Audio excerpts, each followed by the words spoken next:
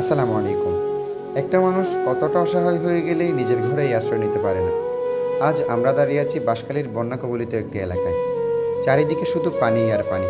যেদিকেই চোখ যায় সেদিকে ডুবে থাকা ঘরবাড়ি আর অসহায় মানুষের দীর্ঘশ্বাস। এই মানুষগুলো অনেকের ঘরেই এক সপ্তাহেরও বেশি সময় ধরে চুলায় আগুন জ্বলেনি। রান্না করার মতো পরিবেশ নেই, থাকার মতো শুকনো জায়গাও নেই।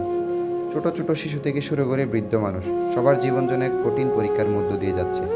আপনাদের ভালোবাসা আর সহযোগিতায় আমরা ছোট্ট একটা ফান্ড রেজের আয়োজন করেছিলাম। সারা রাত পরিশ্রম করে ত্রাণের প্যাকেট প্রস্তুত করার পর আজ সকালে রওনা দিয়েছি এই দুর্গত মানুষগুলোর কাছে। পথে অনেক জায়গায় ত্রাণ বিতরণ করতে দেখেছি, কিন্তু আমরা চেষ্টা করেছি একটু ভিন্নভাবে কাজ করতে। এমন পরিবারগুলোকে খুঁজে বের করার যাদের দুয়ারে এখনো পর্যন্ত সাহায্য পৌঁছায়নি। এই উদ্দেশ্যে আমরা পৌঁছে যাই বাহারছড়া বিশ সংলগ্ন একটি গ্রামে।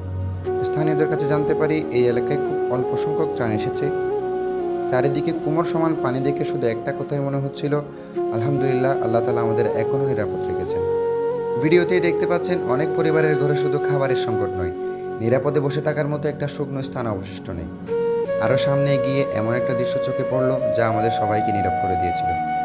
বন্যার স্রোতে একটি কবর ভেঙে গেছে। প্রকৃতির এই নির্মমতা সত্যিই হৃদয়স্পর্শক।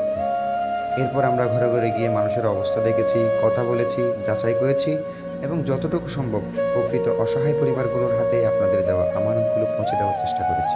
এই পুরো কার্যক্রমে যারা আমাদের সঙ্গে ছিলেন, নিজেদের সময়, শ্রম ও আন্তরিকতা দিয়ে পাশে দাঁড়িয়েছেন, আপনাদের প্রত্যেকের প্রতি রইল আন্তরিক কৃতজ্ঞতা। আল্লাহ তাআলা আপনাদের খেদমত কবুল করুক এবং উত্তম প্রতিদান দান করুক, আমিন। আর যারা নিজেদের সামর্থ্য অনুযায়ী দান করে এই উদ্যোগকে সফল করেছেন, আল্লাহ তাআলা আপনাদের দানকে কবুল করুক, আপনাদের রিজিকে বারাকা দান করুক এবং এই অসহায় মানুষগুলোর কষ্ট দূর করে দিন, আমিন। দোয়ায় রাখবেন বন্যা কবলিত সকল মানুষকে। আসসালামু আলাইকুম।